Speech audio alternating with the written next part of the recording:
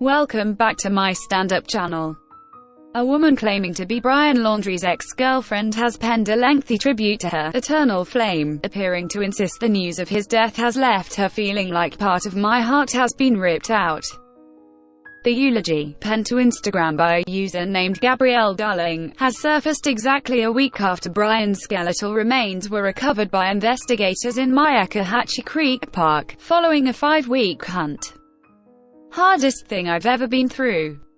Feels like a part of my heart has been ripped out, and no matter what, no one will be able to fill it, the post begins.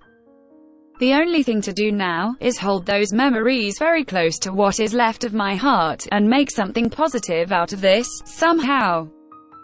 Darling's tribute doesn't mention Laundrie by name, but in previous posts on social media, she claims she is a former girlfriend of Brian's. It's unclear whether there is any truth to the user's claims. The post doesn't include any images of Brian, only a single image of a woman standing by a pool, looking away from the camera. Not a monster. I get to keep every single thing we lived, every place we went to, every song we listened to, every conversation we had, the tears, and the laughs. I get to keep. The gushing post continues. Some people know you as a monster. I do not know that person. I know the person that I had ups and downs with, the person that I shared occasional arguments over some things, and the person I eventually left for other reasons. But all in all was not a monster. Darling, whose Instagram account is private, continued that she wished she could call you and ask again how you are. I wish I could wake you up, because this seems like a nightmare. I'm absolutely heartbroken, and even though you would probably say something back then like, babe, calm down and think for a second, crying won't solve anything. I'm here to tell you, I'm going to cry. Every single day. Darling then pledges to grieve for her flame every day. The post reads, I need to grieve so I can finally heal. I learned very valuable lessons while I was with you, and I'm still learning after this tragedy. Because that's what this is. A tragedy. For everyone involved. I know you are up there looking down on me, probably mad as hell because I'm completely broken inside. I'm sure you want me to start writing again, and laugh and enjoy my life. As part of the promise I made to you, I will give it my all and best, like I always and like I always will. Our flame is eternal. The woman, who claims to have children, continues by saying she's unsure whether she'll be able to ever move on, because she doesn't want to let go. But I do promise to keep your memory alive, she writes, and cherish the wonderful moments we had together. And make new memories for you to enjoy from above. I loved you then, and I will love you until the day God decided it's my time to go and meet you there. Until then, our flame is eternal. Eternal flame, the post concludes. Darling's message has been shared widely on Twitter over the last few days. Another post of Darling's has also been unearthed by sleuths on social media that she allegedly penned when Brian was still missing.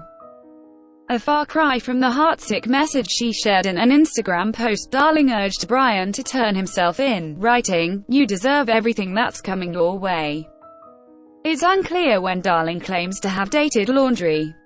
Brian became engaged to Gabby in July 2020.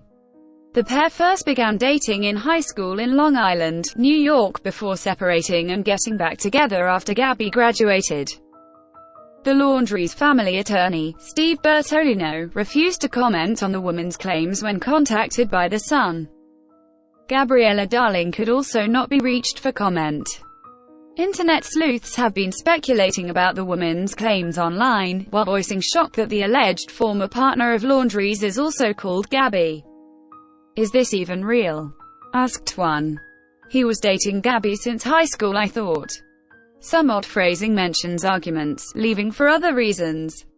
He might not have been a monster then, but I guess he evolved. A second added, haha. Clearly, she's seeking attention. Weird that she's also called Gabby, offered a third. Hunt ends. Brian and Gabby had been on a cross-country road trip touring the U.S. national parks when Gabby vanished in late August, 2 weeks after the couple was involved in a domestic violence dispute in Moab, Utah. Petito's family last heard from her on August 27, receiving a text they characterized as strange before Gabby's phone was switched off for good. Laundrie then returned home to Florida without her on September 1, offering no explanation for where she was, and refused to cooperate with police. Gabby was reported missing by her mother in New York 10 days later. 3 days after that, Brian vanished after telling his parents he was going hiking in the Carlton Reserve but failed to return home. The 23-year-old was described by his parents as being upset and out of sorts. They reportedly attempted to convince him to stay at home but he refused. Investigators discovered Gabby Petito's remains at a campsite near Grand Teton National Park on September 19. An autopsy found that she had been strangled to death by a human force between 3 and 4 weeks earlier. Just over a month later, Brian's remains were found in a grassy stretch of land in Myakkahatchee Creek Park, which is adjacent to the Carlton Reserve that had until recently been submerged in floodwaters. During that time, police across the country were chasing leads and following up on potential sightings but failed to yield any concrete traces of him. The breakthrough in the investigation only came when Brian's parents, Chris and Roberta Laundrie, agreed to join police in a search of Myakkahatchee on October 20. Despite ground units, helicopters, cadaver dogs, and drones scouring the park for more than a month, it took Chris and Roberta less than 90 minutes to find a dry bag and another item belonging to Brian at the side of a trial.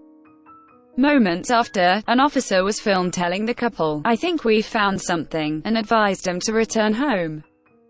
It would later turn out that police had discovered skeletal remains belonging to Brian just yards away from where the couple had spotted the bag. A notebook and backpack were also recovered. A cause and time of death have not yet been determined after an autopsy came back inconclusive last week. A forensic pathologist is now investigating Brian's remains, which are believed to consist only of a partial human skull and bones. Brian has never been named a suspect in Gabby's death but is the sole person of interest in the case. He was also wanted on bank fraud charges after allegedly racking up $1,000 in charges on a card belonging to Gabby in the days after she was killed. Source: the-sun.com. Please like, share and subscribe. Thank you for watching.